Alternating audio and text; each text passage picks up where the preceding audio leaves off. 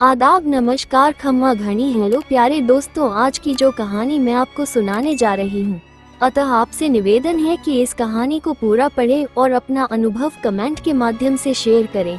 Like करें, share करें। Channel पर नए हैं तो सब्सक्राइब करना ना भूलें, बेल आइकन प्रेस करें ताकि वीडियो सबसे पहले आपको मिले। एक समय की बात है, एक समृद्ध राज्य था जिसका नाम था सुखदायिनी राज्य। इस राज्य का राजा प्रताप अपने न्याय और दयालुता के लिए प्रसिद्ध था। वह अपनी प्रजा की हर जरूरत को पूरा करने में कोई कसर नहीं छोड़ता था। उसके पास असीमित धन, भव्य महल और हजारों सेवक थे, लेकिन इसके बावजूद राजा प्रताप के दिल में एक गहरी बेचैनी थी। उसे हमेशा ऐसा महसूस होता था कि उसके जीवन में कुछ कमी है, लेकिन वो ये समझ नहीं पा रहा था कि आखिर वह कमी क्या है। राजा प्रताप हर दिन अपने महल के सुंदर बगीचे में टहलता, जहाँ तरह तरह के फूल खिलते थे और पक्षियों का चहचहाना सुनाई देता था। लेकिन इस सुंदरता के बीच भी उसका मन अस्थिर रहता। उसके मंत्री, दरबारी और सबसे करीबी दोस्त उसकी खुशी के लिए हर संभव प्रयास करते, लेकिन सभी प्रयास विफल हो जाते। राजा प्रताप अक्सर सोचता, इतनी समृद्धि में रहने के बावजूद मेरा मन क्यों उदास है। यह विचार उसके मन में बार बार आता, लेकिन इसका कोई उत्तर उसे नहीं मिलता। वह अपने बगीचे में टहलते हुए उन खुशियों को खोजने की कोशिश करता जिन्हें उसने अपने जीवन में खो दिया था। एक दिन जब राजा प्रताप बगीचे में घूम रहा था, अचानक एक छोटी सी चिड़िया उसके पास आकर बैठ गई। चिड़िया की रंग बिरंगी पंख और उसकी नन्ही आवाज ने राजा का ध्यान आकर्षित किया। राजा ने उसे देखा और आश्चर्यचकित रह गया। चिड़िया ने बिना किसी भय के राजा से बात करना शुरू किया। हे महाराज, चिड़िया बोली, तुम इतने समृद्ध होकर भी दुखी क्यों हो। राजा प्रताप चौंक गया। उसने कभी सोचा नहीं था कि कोई जानवर, खासकर एक चिड़िया, उससे इस तरह सवाल कर सकती है। राजा ने चिड़िया से कहा, मेरे पास सब कुछ है, फिर भी क्यों मैं खुश नहीं हूँ। शायद मैं अपनी खुशियों को पहचान नहीं पा रहा। चिड़िया ने उसे सुनते हुए कहा, यदि तुम सच में अपनी खुशी की खोज में हो तो मैं तुम्हें एक मार्ग दिखा सकती हूँ, लेकिन पहले तुम्हें मुझे अपने राज्य की सैर करवानी होगी। राजा प्रताप ने चिड़िया की बात सुनकर सोचा, ये कितनी अनोखी बात है कि एक चिड़िया मुझसे ये कह रही है। उसने चिड़िया को अपनी बात रखने की अनुमति दी और कहा, ठीक है, मैं तुम्हें अपने राज्य की सैर करवाऊंगा। चिड़िया ने खुशी से अपनी चोंच को चिढ़ाते हुए कहा, तो चलो चलकर देखते हैं कि तुम्हारा राज्य कितनी सुंदरता से भरा है। राजा और चिड़िया ने मिलकर सुखदायिनी राज्य की सैर शुरू की। सबसे पहले उन्होंने महल के विशाल बगीचे का दौरा किया, जहां तरह तरह के फूल खिलते थे। चिड़िया ने बगीचे के बारे में राजा से कहा, तुम्हारे बगीचे की सुंदरता केवल बाहरी है, असली सुंदरता उस प्यार में है जो तुम अपने राज्य और इसकी प्रजा के लिए रखते हो।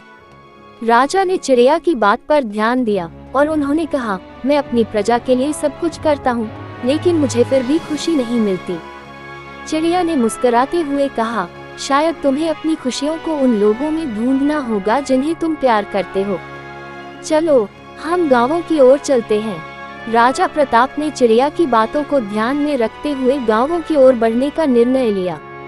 जैसे ही वे गांव पहुंचे, राजा ने देखा कि लोग खेतों में काम कर रहे थे। बच्चे खेल रहे थे और बूढ़े लोग एक दूसरे के साथ बातचीत कर रहे थे। राजा ने चिड़िया से कहा, देखो ये लोग कितने खुश हैं। चिड़िया ने उत्तर दिया, हाँ, लेकिन उनकी खुशी का स्रोत क्या है। ये केवल उनके काम में नहीं है, बल्कि एक दूसरे के साथ बिताए समय में भी है। राजा ने यह महसूस किया कि जो लोग सबसे साधारण जीवन जीते हैं, वे भी खुशी के लिए बहुत कुछ करते हैं। चिड़िया ने फिर कहा, क्या तुमने कभी यह सोचा है कि खुश रहने का रहस्य क्या है। राजा ने उत्तर दिया, शायद यह मेरे धन में नहीं, बल्कि मेरे संबंधों में है। चिड़िया ने सिर हिलाते हुए कहा, बिल्कुल सही, जब तुम अपने लोगों के साथ जुड़ते हो तब तुम्हारी खुशी भी बढ़ती है। राजा ने गांव के लोगों से बातचीत करने का निर्णय लिया। उन्होंने देखा कि वे कितने सरल और खुशमिजाज हैं। राजा ने एक किसान से पूछा, तुम इतने खुश क्यों हो। किसान ने मुस्कुराते हुए कहा, हमारे पास बहुत कुछ नहीं है, लेकिन हम एक दूसरे का साथ पाते हैं और यही हमें खुश करता है। राजा प्रताप ने ये सुनकर सोचा, क्या मैं अपनी प्रजा के साथ और अधिक समय नहीं बिता सकता? चिड़िया ने उसकी सोच को सुना और कहा, राजा, तुम्हें अपनी प्रजा के साथ समय बिताना चाहिए। जब तुम उन्हें जानोगे तब तुम खुद को भी जान पाओगे। राजा ने गांव में एक छोटी सभा बुलाई ताकि वह लोगों से खुलकर बातें कर सके। उन्होंने सभा में कहा, मैं यहाँ तुम सबके साथ बैठना चाहता हूँ। मैं जानना चाहता हूँ कि तुम्हारी आवश्यकताएं क्या हैं और मैं तुम्हारे लिए क्या कर सकता हूँ। गांव वालों ने राजा का स्वागत किया और अपनी समस्याएं बताई। उन्होंने कहा, महाराज, हमें केवल एक चीज चाहिए, हमारी आवाज को सुनने वाला एक राजा। राजा ने उनकी बातों को ध्यान से सुना और समझा कि उनके दिल में क्या है। उन्होंने कहा, मैं तुम सबकी आवाज सुनने के लिए यहाँ हूँ। मैं वादा करता हूँ कि मैं तुम्हारी आवश्यकताओं को पूरा करने की पूरी कोशिश करूँगा। चिड़िया ने राजा की बातों को सुनकर कहा, अब तुम समझ गए हो कि खुश रहने के लिए क्या करना चाहिए। राजा प्रताप ने चिड़िया की ओर देखा और मुस्कुराते हुए कहा, हाँ, मुझे लगता है कि अब मैं अपनी खुशी की खोज में सही दिशा में बढ़ रहा हूँ। गांव से वापस लौटने के बाद राजा प्रताप ने अपने महल में एक नई सोच के साथ प्रवेश किया। उसने अपने दरबारियों और मंत्रियों को बुलाया और कहा, मैंने अपनी प्रजा के साथ बातचीत की है। मुझे अब समझ में आया है कि मुझे उन्हें और अधिक सुनना होगा। हमें एक साथ मिलकर काम करना होगा। चिड़िया ने राजा की उत्सुकता को देखकर कहा, अब तुम समझते हो कि खुश रहने का मतलब क्या है। ये केवल धन और संपत्ति में नहीं है, बल्कि संबंधों और एकता में है। राजा ने सिर हिलाया और कहा, हाँ, मुझे अब पता चला कि सच्ची खुशी केवल बाहरी चीजों में नहीं है, बल्कि अपने लोगों के साथ जुड़ने में है। इस प्रकार राजा प्रताप ने अपने राज्य में खुशी का एक नया अध्याय शुरू किया।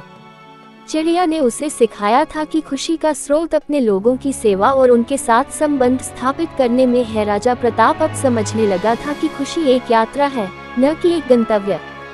वह अब अपने राज्य की प्रजा के साथ और अधिक जुड़ना चाहता था और यह जानता था कि इसके लिए उसे अपने दिल को खोलना होगा।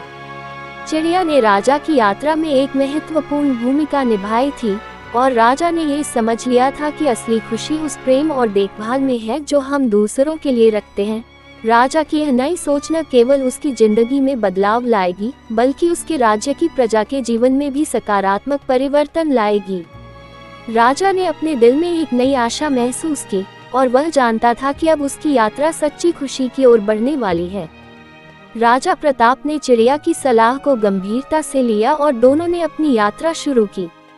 चिड़िया ने राजा से कहा, आज हम तुम्हारे राज्य के उन हिस्सों का दौरा करेंगे जहां लोग साधारण जीवन जीते हैं, लेकिन फिर भी खुश हैं। राजा प्रताप ने चिड़िया को ध्यान से सुना और मन में एक नई जिज्ञासा महसूस की। उन्होंने सोचा, अगर ये लोग साधारण जीवन जीते हुए खुश हैं, तो मुझे भी उनसे कुछ सीखने का मौका मिलना चाहिए। वे सबसे पहले गांव के एक छोटे से हिस्से में पहुंचे। वहां राजा ने देखा कि लोग अपने अपने काम में व्यस्त थे। किसान खेतों में काम कर रहे थे, महिलाएं पानी लाने जा रही थीं और बच्चे खेल रहे थे। राजा ने देखा कि उनकी मुस्कान में एक गहरी संतोषता थी। किसानों के साथ खेतों में काम करता, बच्चों के साथ खेलता और महिलाओं की मदद करता। धीरे धीरे राजा ने अपने दिल में एक नई ऊर्जा महसूस की। एक दिन जब वह एक गांव में काम कर रहा था, एक बच्चा उसके पास आया और बोला, महाराज, आप हमारे साथ खेलने क्यों नहीं आते? राजा ने हंसते हुए कहा, बिल्कुल, मैं तुम्हारे साथ खेलूंगा। और वह उस छोटे बच्चे के साथ खेलने लगा। चिड़िया ने राजा को देखा और कहा, अब तुम समझते हो कि खुशी किस में है। जब तुम दूसरों के साथ समय बिताते हो, तब तुम अपनी खुशी भी पाते हो। राजा ने सिर हिलाया और कहा, हाँ, मुझे अब ये समझ में आ गया है कि खुशी का असली रहस्य दूसरों के साथ जुड़ने में है। अंत में जब राजा ने अपनी यात्रा समाप्त की, चिड़िया ने उससे विदा लेते हुए कहा, राजा प्रताप, तुमने अब सच्ची खुशी का रहस्य जान लिया है। इसे अपने जीवन में हमेशा बनाए रखना। राजा के चेहरे पर संतोष की मुस्कान थी। उसने महसूस किया कि अब उसकी यात्रा एक नए उद्देश्य और ऊर्जा के साथ पूरी हो चुकी है। उसने सोचा कि अब से वह अपने राज्य में केवल एक राजा नहीं, बल्कि एक मित्र, एक मार्गदर्शक और एक सहायक बनकर रहेगा। जब चिड़िया उड़ गई, राजा ने उसकी बातों को अपने दिल में संजो लिया। उसने सोचा, मैं अब सच्चे दिल से अपनी प्रजा की सेवा करूंगा और यह जानता हूँ कि सच्ची खुशी हमेशा मेरे साथ रहेगी। कहानी का संदेश। सच्ची खुशी बाहरी भौतिक सुख सुविधाओं में नहीं, बल्कि आत्मिक संतोष और दूसरों के प्रति दया में निहित होती है।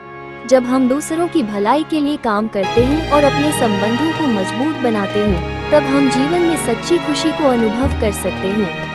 कहानी कैसी लगी अपने अनुभव कमेंट के माध्यम से शेयर करें, लाइक करें, दोस्तों को शेयर करें। चैनल पर नए हैं तो सब्सक्राइब करना ना भूलें। बेल आइकन प्रेस करें ताकि वीडियो सबसे पहले आपको मिले। मिलते हैं अगली कहानी के साथ।